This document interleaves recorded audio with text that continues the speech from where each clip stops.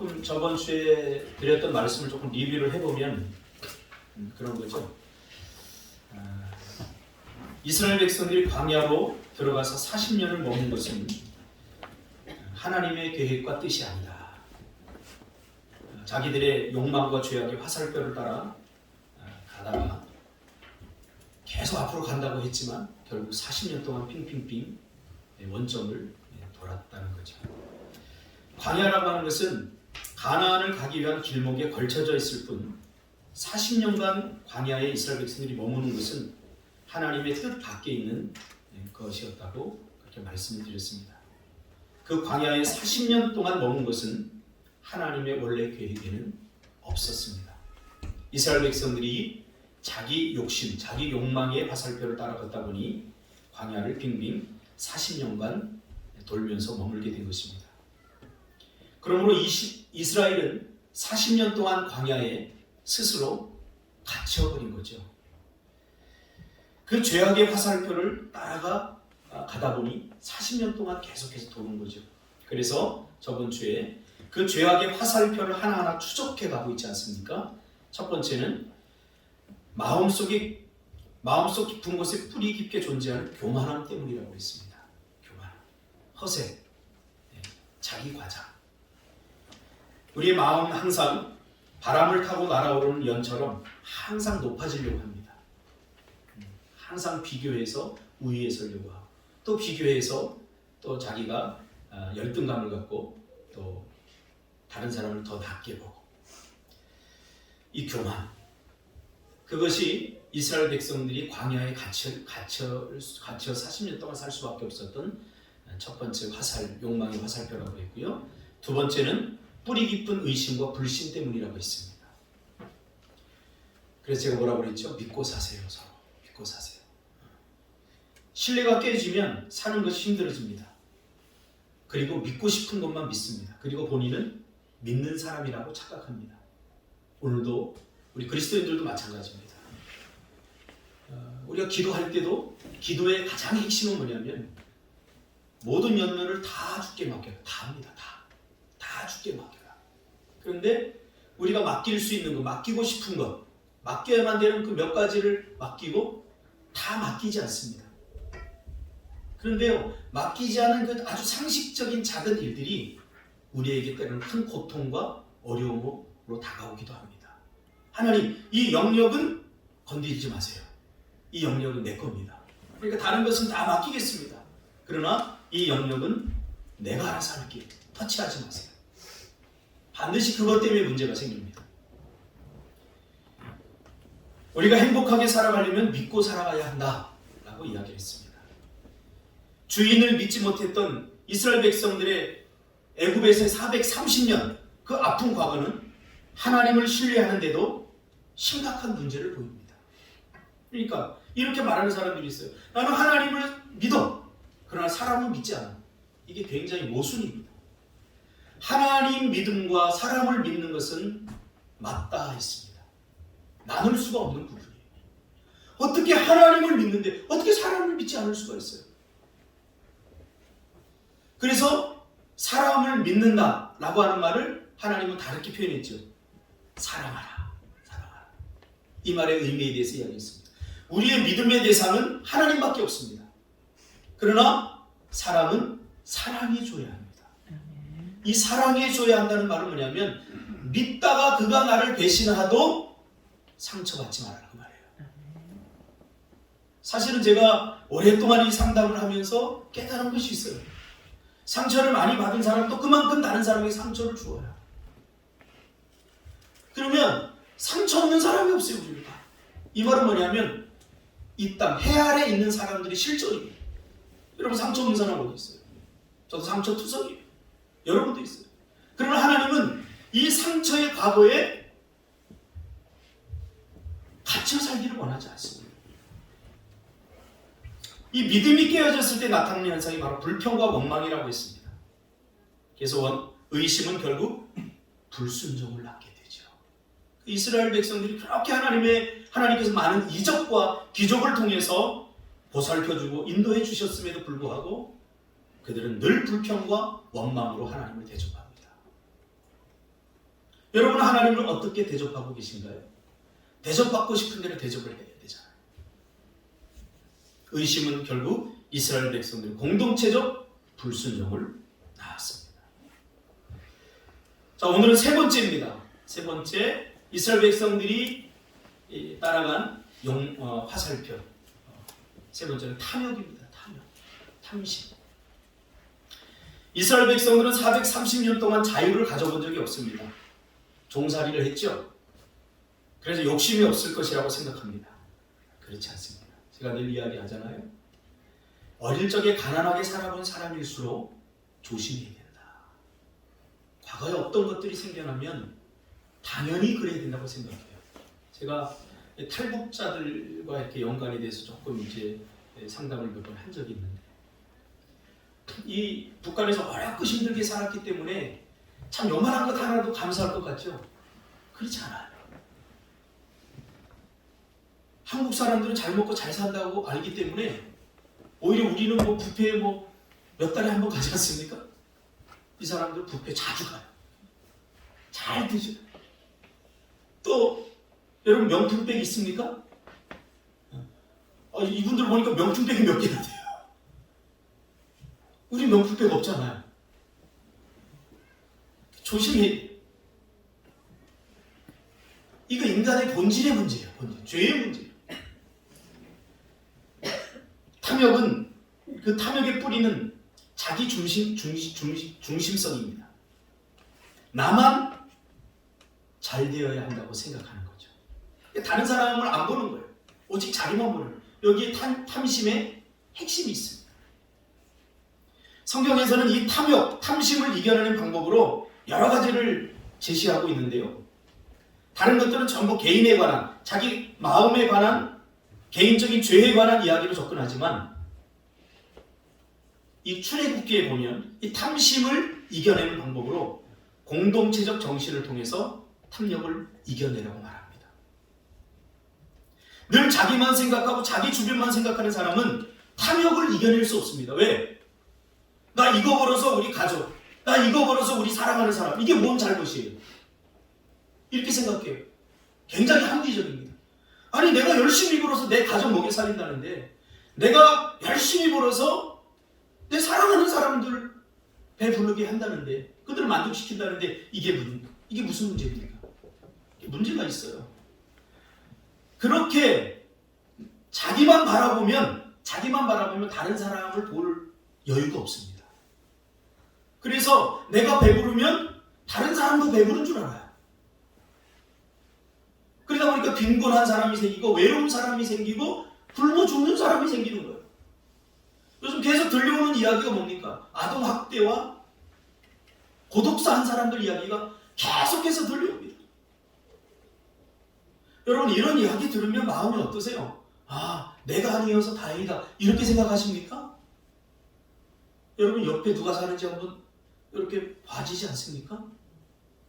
그 친구는 잘 있을까? 염려되지 않습니까? 전화를 들어야죠. 옆 문이라도 놓고 해야죠. 우리 저 끝에 집에 사는 분이, 어떤 분이 사셔요. 그런데 며칠 전에 전화가 왔어요. 여러분 잘 아시는 좀 시끄러운 그 집에서 전화가 왔어요. 목사님, 이 차가 저 끝에 집 차인데 바퀴도 펑크 나 있고 차도 더럽혀져 있고 그 사람들 요새 안 보여요. 장장 몇 개월 만에 지금 저한테 전화 왔어요. 그래서 걱정하지 마세요. 때가 되면 돌아올 겁니다. 제가 이야기를 해줬습니다. 너무 이 탐욕은 우상숭배입니다. 성경에 분명히 우상숭배라고 했어요. 오직 자기만을 생각하면. 여러분, 나만 힘든 줄 아세요? 절대 그렇지 않습니다. 나만 외로운 줄 아세요? 절대 그렇지 않습니다. 내가 외로우면 또 외로운 사람 주변에 많아요. 그래서 서로 기대면서 살라고 그랬잖아요. 기대면서. 결국 이 공동체적 신뢰가 탐욕을 극복하게 하는 거예요. 엉뚱한 소리가, 목사님 무슨 이야기를 하나, 성경에 나와 있어요. 만나 사건이지, 만나 사건. 출애굽기의 그 만나를 거두는 모습 속에서 우리는 탐욕을 이기는 비결을 배울 수 있습니다. 그 만나 사건에 이렇게 성경 기자는 이야기합니다. 만나를 거두고 나서 많이 거둔 사람도 남지 않았고 적게 거둔 사람도 모자라지 않았다.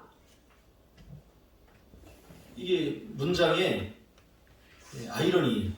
자, 많이 거둔 사람도 남지 않았다.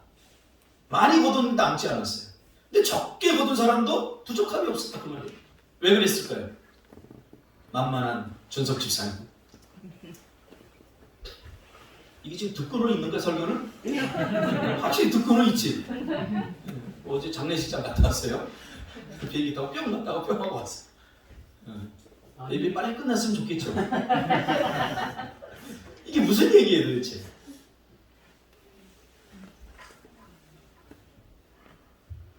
다시 얘기해 줄까요?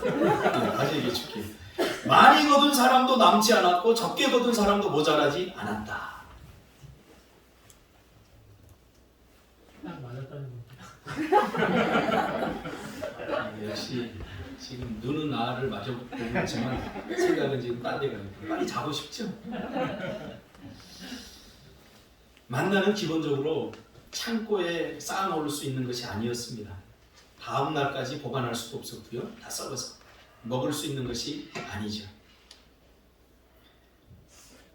그래서 많이 거둔 사람은 사실 필요 없어요. 인간의 욕심은 자꾸 창고에 쌓아놓으려고 하는 거예요. 이 창고에 쌓아놓으려고 하는 이 마음이 탐심이에요. 왜? 왜 쌓아놓으려고 하세요? 내일 먹어야 되니까. 내일. 근데 우리 그리스도인은 어떻게 살아야죠? 마태복음 6장 7장에 얘기하잖아요. 내일을 염려하지 말라. 내일은 내일이 염려하게 할 것이요. 내일이라고 하는 날을 인격적으로 표현하고 있습니다. 내일은 내일이 걱정하게 염려하게 할 것이. 이 말은 우리가 번역을 좀 보면 내일은 내일의 주인 대신 하나님이 걱정하게 하라 그래요. 그 말이에요. 여러분, 우리의 삶의 영역은 오늘입니다. 지금입니다. 그럼 지금 먹으면 감사하시기 바랍니다. 이거 지금 먹으면서 우리는 빵을 조금 떼어서 이거 창고에 넣어서 이거 내일 먹어야지 하는 마음을 갖는 순간 탐심이 발동이 돼서 계속해서 쟁겨놔요. 그리고 창고를 계속해서 짓죠. 창고를. 노후 요즘 이야기 많이 하잖아요. 가장 좋은 노후는 여러분 믿음으로 사는 것입니다. 할렐루야. 저희 아버님이 지금 이제 호스피스 병동에 가야 할 만큼 위중한 이제 위가 다 드시지 못하니까 췌장암의 문제가 섭식장애가 봐요. 이걸 드셔야 먹고 항암 치료를 견뎌내는데 섭식장애가 오니까 먹지를 못하는 거예요. 먹으면 걸린 것 같고 토하고 그래서 결국은 이제 신체가 약해지면서 항암 치료를 못하게 되면서 이제 극도로 나빠요. 그런 상태가 왔어요. 그걸 보면서 제가 깨달은 거 있어요. 우리 부모님, 우리 장모님이 그래도 나름대로 노후를 준비한다고 이렇게 해서 이렇게 하고 저렇게 하고 이렇게 하고 봤는데 그 돈이 노후 준비가 아니더라고요. 일부이기는 해요, 여러분. 이거를 돈으로 노후 준비하지 마라 그 얘기가 아니에요. 일부이기는 해요, 일부. 그러나 제가 봤을 때는 제 아버지 오래 갈 것 같지 않아요.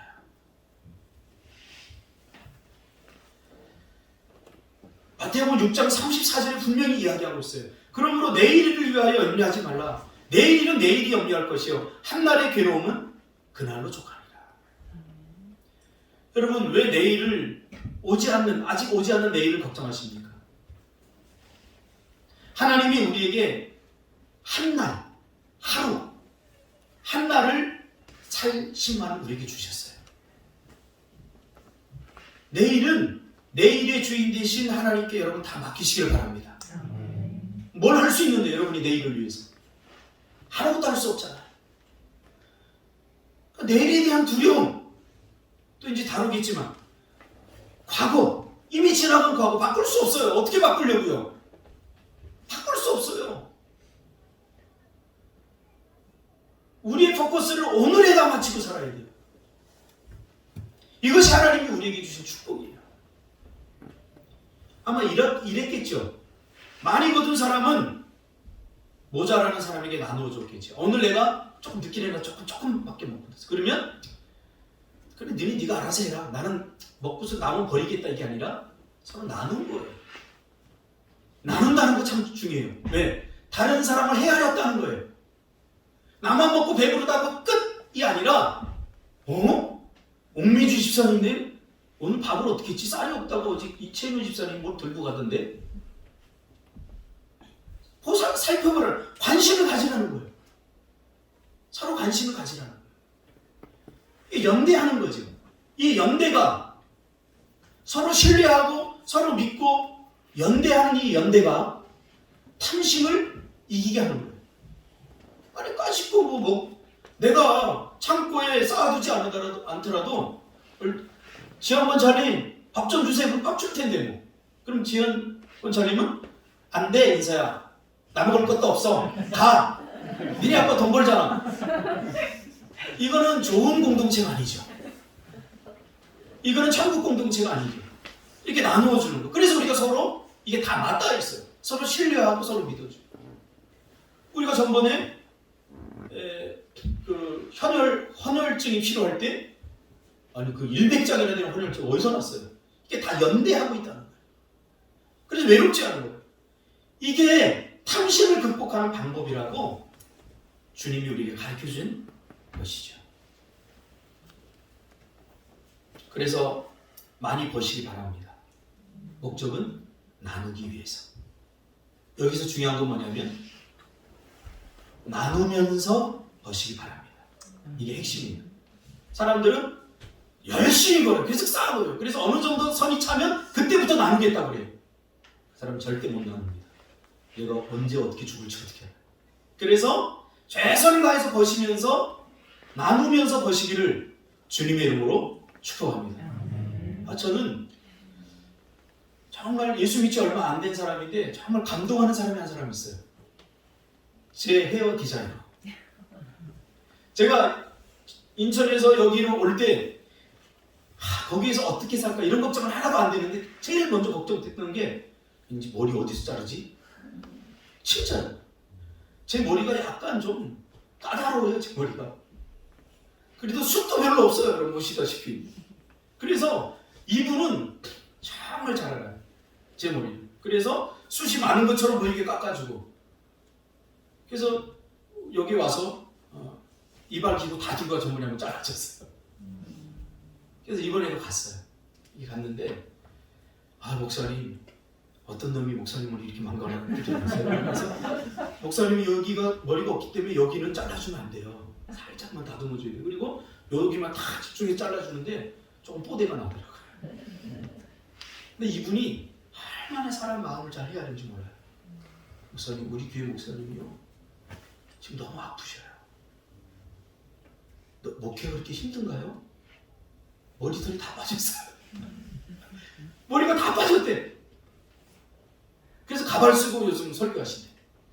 그러면서 목사님 힘드시죠? 아니 나 우리 준석 집사하고 지금 한 20년을 가까이 하는데 목사님 힘드시죠? 이런 말 단 한 번도 들은 적이 없어요.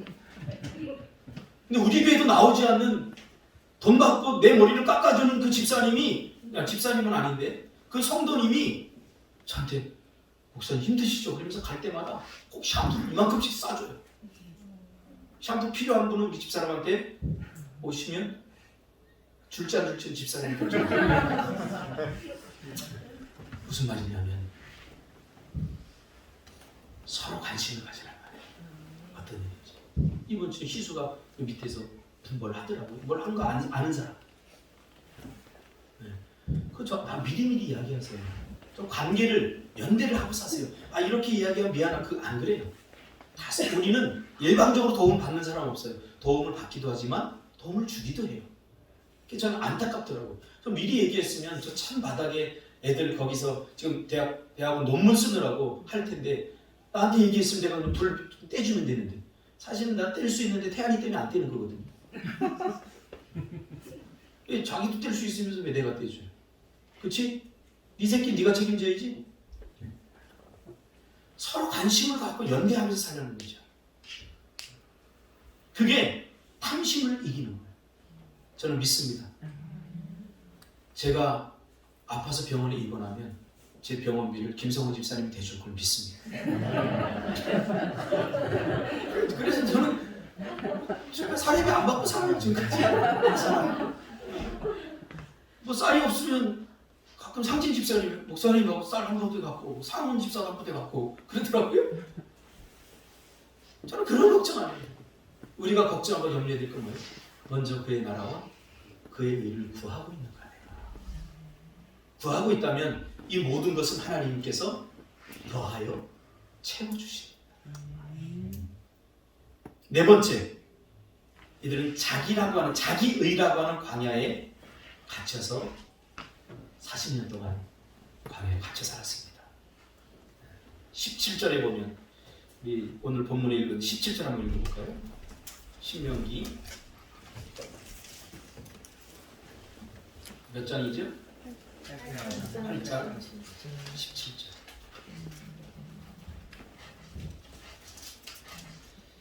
시작.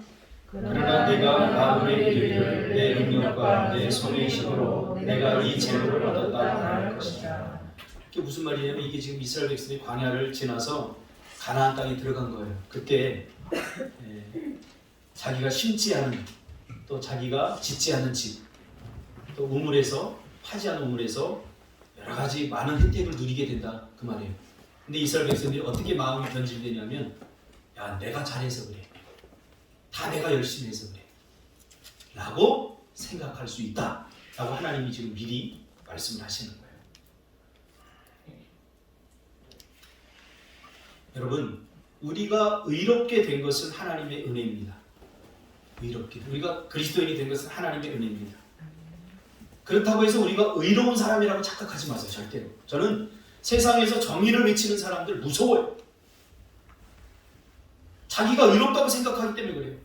나는 의롭고 다른 사람은 잘못됐다, 나는 옳고 너는 잘못됐다라고 생각하기 때문에 외치는 거예요. 조심해야 됩니다. 우리가 획득한 의는 내가 획득한 게 아니라 하나님이 은혜로 주신 거예요. 그래서 의롭지 않지만, 그 원어를 번역해보면 하나도 의롭지 않은데 하나님이 의롭다고 여겨주시는 거예요. 이게 우리의 의라고요. 우리가 수요일날도 한번 다뤘잖아요. 그렇죠? 수요일날 세리의 기도와 바리새인 서기관의 기도의 차이가 바로 여기 있어요. 의에 대한 문제. 바리새인들이 어떻게 기도했어요? 하나님 감사합니다. 나는 저들과 같지 않아서, 난 저들처럼 토색 불의하지 않습니다. 전형적인 자기 의를 드러내면서 기도하는 거. 나는 저들과 같지 않아서 나는 의롭습니다. 저들과 같지 않아서 감사합니다. 이렇게 하는. 때로는 교회에 대해서 나를 세우고 공동체에 대해서 정죄와 비판, 비난 의식이 강한 사람이 있습니다. 성령의 조명하심에 따라 사실 죄와 허물투성이라는 자신을 봐야 됩니다. 그들 속에 내가 감춰져 있는 겁니다. 저는 우리 성도들과 또 이 한국 교회에 대해서 연민 의식이 좀 강합니다. 참 세상으로부터 손가락질을 많이 받는데 난 이게 너무 가슴이 아파요. 그래, 전 잘못을 하는 목사들이나 잘못을 하고 있는 이 교회 현실을 보면서 내가 아니어서 다행이다, 이 마음은 요만큼도 안 들고요, 저 모습이 내 모습이다 라는 생각이 먼저 들어요. 그래서 제가 여러분에게 가끔 미안하다고 그러잖아요. 한국교회 목사들 대신해서 여러분 죄송합니다 라고 말하잖아요. 이건 제 본심이에요.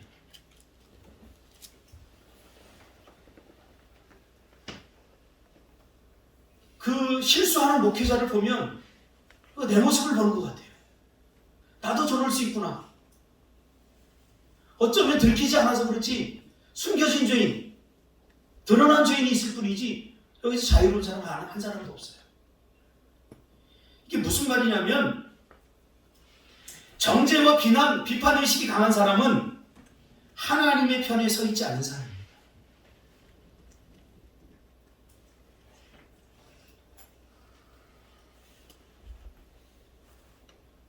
필립 얀시가 쓴 교회 나의 사랑 나의 고민, 여기에 보면 필립 얀시가 교회에 대해서 참 아픔과 책임의식을 끌어안고 고뇌하는 모습들이 나타나요. 이 교회가 도대체 뭐예요? 허물투성이 죄투성이, 이 목사라는 게 뭐예요? 신도 아니면서 인간도 아니면서 어떤 그런 존재가 되기를 원하잖아요. 여러분들 목사를 통해서 죄를 지으면 안 되고 실수하면 사정없이 칼날로 내리치잖아요. 이 목사라는 존재가 뭐예요? 대한민국 또 우리의 삶의 현장에서 또 교회라는 게 도대체 뭐예요? 서로 책임의식을 하자는 거예요. 서로 끌어안자는 거예요. 저는 어느 대형교회 목사가 실패했을 때 며칠을 울었어요. 밥도 잘 안 넘어가더라고요.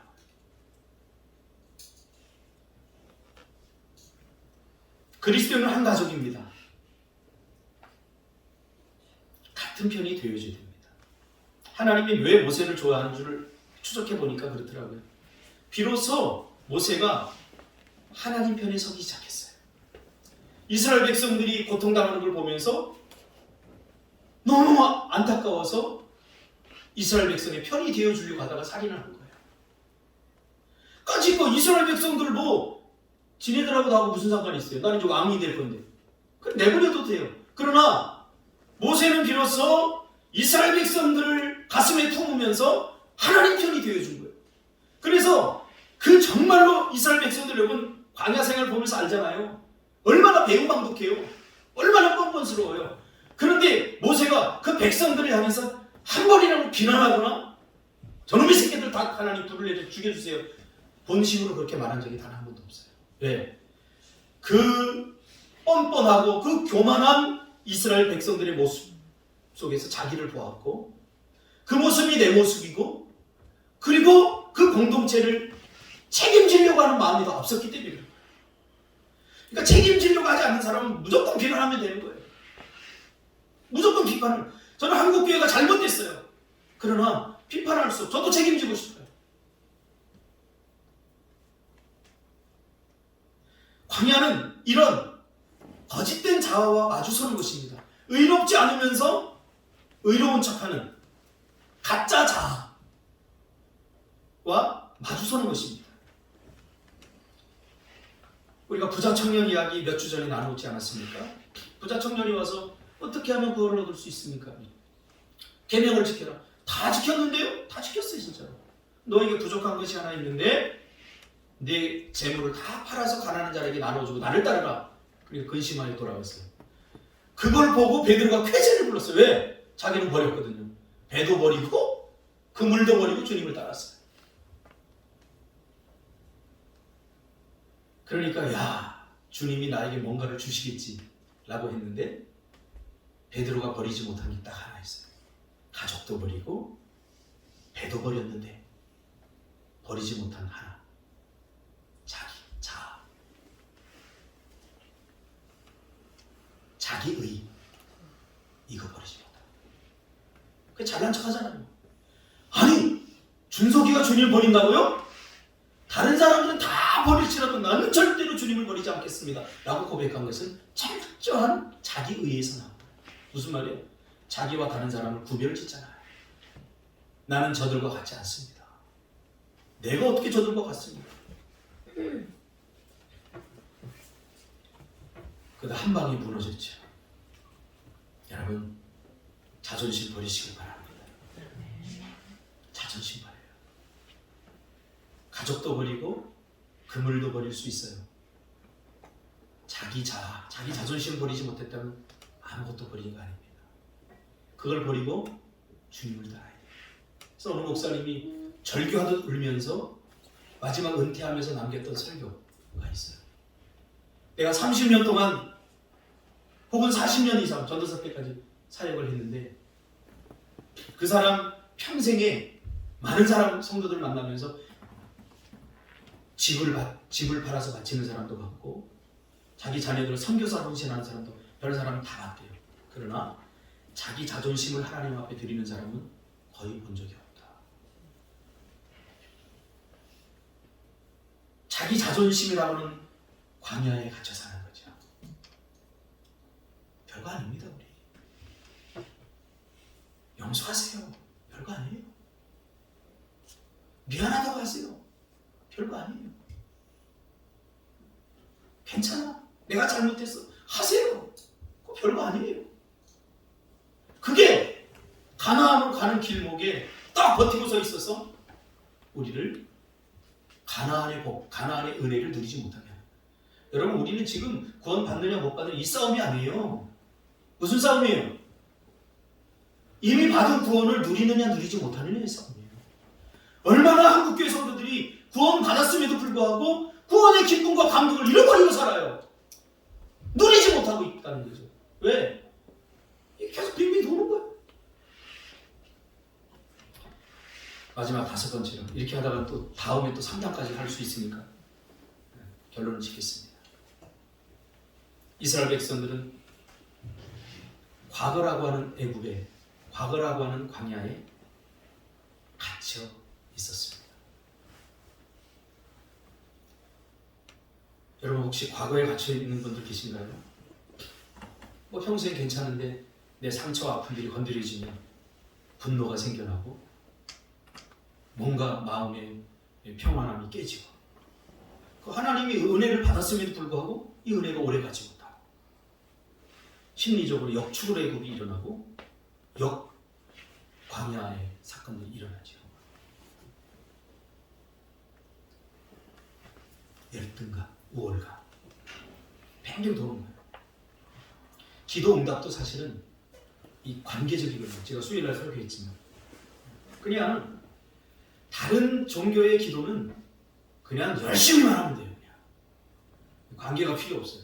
그러나 주님은 마태복음 6장 7장에서 기도 응답의 가장 중요한 건 관계다라고 이야기하잖아요. 그렇죠? 그래서 세리와 바리새인의 기도를 이렇게 들으면서 뭐라고 그래요? 비판을 받지 아니하려거든 비판하지 마라.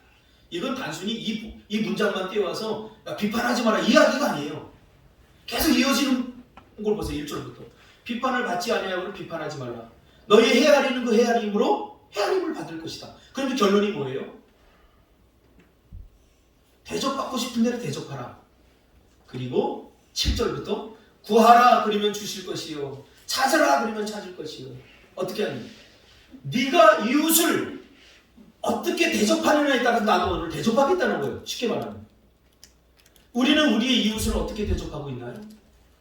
다른 불교에서의 기도는 그냥 하면 돼. 열심히 마바라바냐 하면서 막 최선을 다해서 열심히 부르시면서 하면 되는데, 기독교의 기도는 입술로만 아니라 삶으로도 해야 돼요.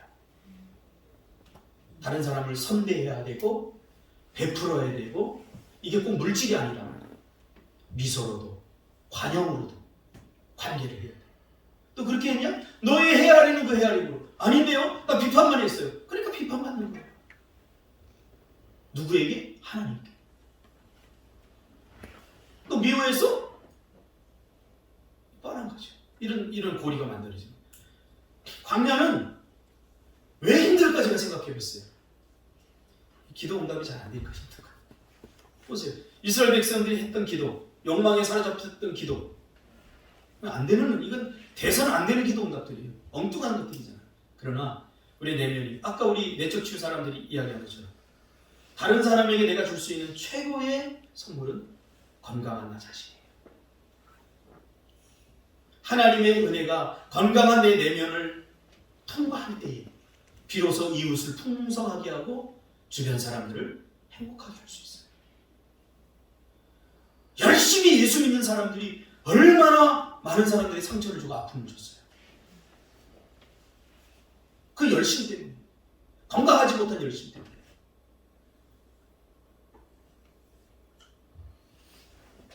이 광야는 필연적으로 누구나 겪게 되어 있습니다. 하나님의 뜻이 아니라 인간의 죄성 때문입니다. 말씀의 화살표가 아닌 욕망의 화살표를 따라 걸으려고 하기 때문입니다. 그래서 우리의 인생이 광야에 갇히게 됩니다. 그러나 그 순간에도 하나님은 가만히 있지 않으십니다. 우리의 광야 탈출을 돕습니다. 광야라고 하는 상황을 우리에게 주시는 것이 아니라 우리를 광야에 갇히게 한 그 욕망과 재성을 훈련을 통해서 그 시간들을 통해서 애굽을 씻겨내시고 우리의 죄악을 씻겨내시고 우리의 깨어진 것을 다시 회복시키시고 찢어진 것을 꿰매어 주심으로 광야에서 벗어날 수 있도록 도와주시는 거예요. 합력하여 선을 이루게 하시는 거예요. 상처가 없으면 좋겠지만 그 상처를 딛고 일어서서 새로운 삶을 살기를 하나님께서 원하시는 거죠. 우리의 자아가 망쳐놓은 우리 인생을 하나님은 다시 새롭게 바꾸시고 꾸며주시기를 원하는 거죠. 시편 49편 20절 말씀으로 맺으려고 합니다. 말씀. 존귀에 처하나 깨닫지 못하는 사람은 멸망하는 짐승 같도다. 깨닫기를 바랍니다. 그래서 돌이키기를 바랍니다. 기도하겠습니다.